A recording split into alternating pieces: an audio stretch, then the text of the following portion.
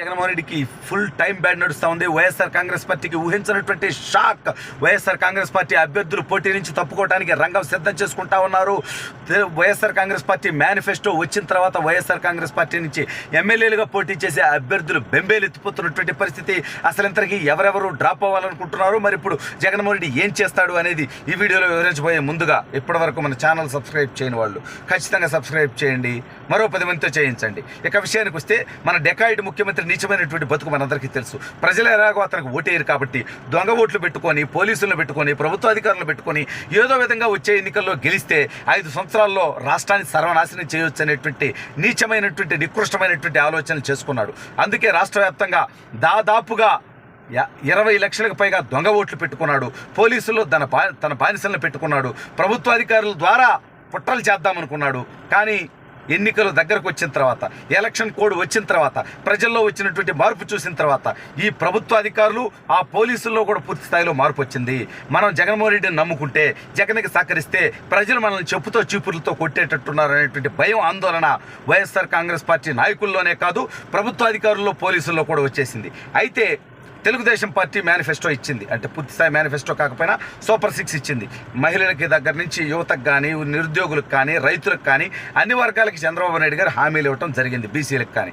అయితే జగన్మోహన్ రెడ్డి మరిన్ని ఎక్కువ హామీలు ఇస్తాడు, వైఎస్ఆర్ కాంగ్రెస్ పార్టీ మేనిఫెస్టో దెబ్బకి దిమ్మ తిరిగి బొమ్మ కనపడుతుంది అని అనేక మంది అనుకున్నారు. అందుకే ఇలా అనుకున్న వాళ్ళలో వైఎస్ఆర్ కాంగ్రెస్ పార్టీ శాసనసభ్యులు, కీలక నాయకులు, ఎంపీలు కూడా ఉన్నారు. అయితే జగన్మోహన్ రెడ్డి దెబ్బకి వాళ్ళకి దిమ్మ తిరిగి బొమ్మ కనపడతా ఉంది. వైసీపీ మేనిఫెస్టో చూసిన తర్వాత ప్రజలు ఓట్లేయరనేటువంటి ఆందోళనతో వైసీపీ నుంచి ఎమ్మెల్యేలుగా, ఎంపీలుగా పోటీ చేసేవాళ్ళు పోటీ నుంచి తప్పుకోవటానికి సిద్ధమైపోతున్నట్టుగా తెలుస్తూ ఉంది. దాదాపు 25 నుంచి 30 మంది వైఎస్ఆర్ కాంగ్రెస్ పార్టీ ఎమ్మెల్యే అభ్యర్థులు జగన్మోహన్ రెడ్డికి, వైసీపీ అధిష్టానానికి ఈ పనికిమాలినటువంటి మేనిఫెస్టో తర్వాత ప్రజల్లోకి వెళ్ళడానికి కూడా మా వల్ల కాదు. ఎందుకంటే చంద్రబాబు నాయుడు గారు 4000 పెన్షన్ ఇస్తానంటే జగన్మోహన్ రెడ్డి 5000 ఇస్తాడేమో అనుకున్నాం. 3500 అని చెప్పాడు. అది కూడా 3 సంవత్సరాల తర్వాత 250 ఇస్తా అన్నాడు. ఇక మేము ఎలా వెళ్ళి ఓటు అడుగుతాం? అదేవిధంగా రైతులకి గతంలో 12,000 చెప్పి 7,000 ఇచ్చాం, ఇప్పుడు 16,000 అంటున్నాం. దాన్ని కూడా 10,000, 11,000 ఇస్తామని వాళ్ళు అనుకుంటారు. తెలుగుదేశం పార్టీ 20,000 చెప్తా ఉంది. అదేవిధంగా అన్ని వర్గాలకు కూడా, మహిళలకి ప్రతి నెల 1,500 రూపాయలు ఇస్తానని చెప్పాడు చంద్రబాబు నాయుడు గారు. అదేవిధంగా 3 గ్యాస్ సిలిండర్లు ఉచితంగా ఇస్తా అన్నాడు. ఇలాంటి ఏ హామీలు లేవు. వాళ్ళు వైసీపీ నుంచి జగన్మోహన్ రెడ్డి ఏ రుణమాఫియో చేసేస్తాడు, లేకపోతే ఏ డ్వాక్రా మాఫియో చేసేస్తాడు, భారీ తాయిలాలు ఇచ్చేస్తాడు. కాబట్టి వాటిని తీసుకొని జనాల్లోకి పోయి తెలుగుదేశం కంటే మేము ఎక్కువ ఇస్తాం అని చెప్పి ఓట్లు అడుక్కోవచ్చు.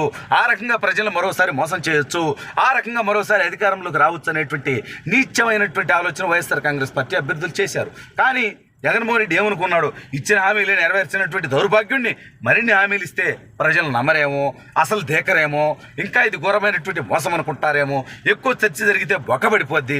అందుకని కాముగా తెలుగుదేశం పార్టీ కంటే వెనకున్నట్టుగా, వాళ్ళకంటే తక్కువ ఇచ్చినట్టుగా బిల్డప్ ఇద్దారి అనేటువంటి ఆలోచనలో భాగంగా జగన్మోహన్ రెడ్డి తెలుగుదేశం పార్టీ కంటే మేనిఫెస్టోలో ఆర్థికపరమైనటువంటి ప్రయోజనాలు కానీ, లేదంటే అభివృద్ధిపరమైనటువంటి అంశాలు కానీ అన్నింటిలో వెనకబడ్డాడు. ఎందుకంటే జలయజ్ఞం పూర్తి చేస్తా అంటే వేగంగా అయిపోచ్చుగాడు.